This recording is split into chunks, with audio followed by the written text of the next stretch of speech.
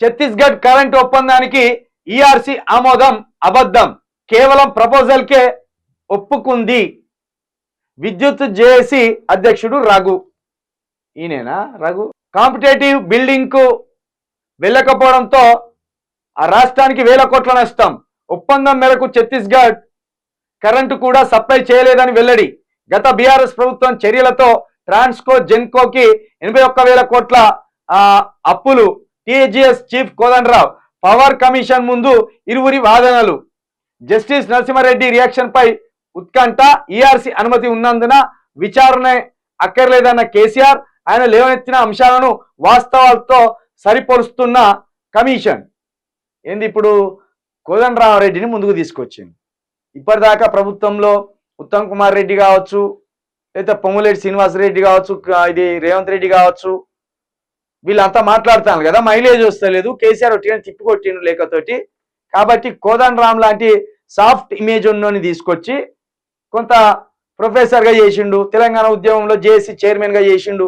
ఈయనను తీసుకొచ్చి ఇంకా అబద్ధాలను ఈయన చేత చెప్పిద్దామని ఒక పథక రచన చేసిండు. కానీ ఈయన ఏమన్నాడు, ఒక అబద్ధం ఆడతాడు ఇక్కడ. ఈయన ట్రాన్స్కో జెన్కోలకు 81,000 కోట్ల అప్పు అంటాడు.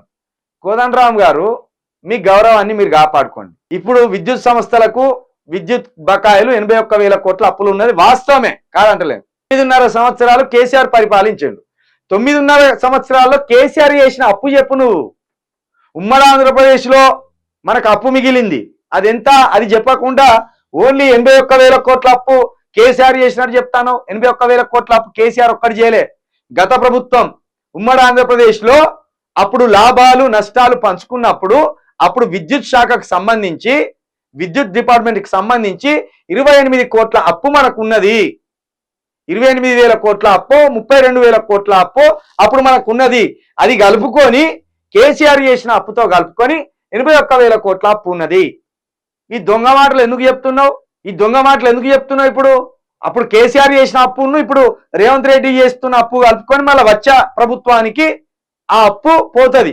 నువ్వు మొత్తం 81,000 కోట్ల అప్పు కేసీఆర్ చేసిందని చెప్తాను, కేసీఆర్ ప్రభుత్వం చేసిందని చెప్తాను. ఈ దొంగ మాటలు కాదు, ఇది ప్రభుత్వాలను ప్రజలను తప్పుదోవ పట్టించే మాటలు కాదు. కేసీఆర్ హయాంలో 49,000 కోట్ల అప్పు అయింది విద్యుత్ శాఖల ద్వారా, విద్యుత్ ద్వారా. అంటే ఆయన ఏమంటాడు, నేను రెప్పపాటు కరెంటు పోకుండా ఏదో అప్పు చేసో సప్పు చేసో ఈ రాష్ట్ర ప్రజలకు అందించినా, ఇక్కడ పరిశ్రమలు మూతపడకుండా చేసిన, ఇక్కడ వ్యవసాయ రంగం కుంటుపడకుండా చేసిన, ఇక్కడ ఏ గృహ అవసరాలకు కరెంటు ఆగకుండా ఇచ్చిన, అప్పులు తెచ్చే ఇచ్చిన. నేను ఆ అప్పులు కట్టే స్తోమత ఉన్నది రాష్ట్రానికి, అప్పులు తీర్చే స్తోమత కూడా ఉన్నదని కేసీఆర్ చెప్పిండు. నువ్వేమంటానో 81,000 కోట్ల అప్పు ఒక కేసీఆర్ చేసిన అన్నట్టు చెప్తాను దొంగ మాటలు. పెద్దరికం కాపాడుకో. కోదండరామ్ గారు అంటే ఉద్యమంలో జేఏసీ చైర్మన్ గా ఉద్యమంలో అయినది కూడా ఒక క్రియాశీలక పాత్ర ఉన్నదని మాకు తెలుసు. ఆ కోణంలో మిమ్మల్ని మేము రెస్పెక్ట్ చేస్తున్నాం. కానీ మీరు కాంగ్రెస్ కు తొత్తుగా మారి ప్రజలకు నిజాలు తెలవకుండా ఇట్లా అబద్ధాలు చెప్పుకుంటూ వస్తే మాత్రం మిమ్మల్ని కడిగి పారేస్తాం చెప్తున్నాం.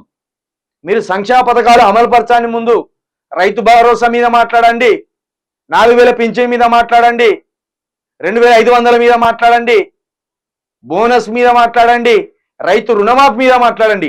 ఇట్లా మీరు దొంగ మాటలు కనుకుంటే చెప్పుకుంటూ వస్తే ఖచ్చితంగా మాలాంటి వాళ్ళ మిమ్మల్ని కడిగి పారేస్తాం చెప్తాను.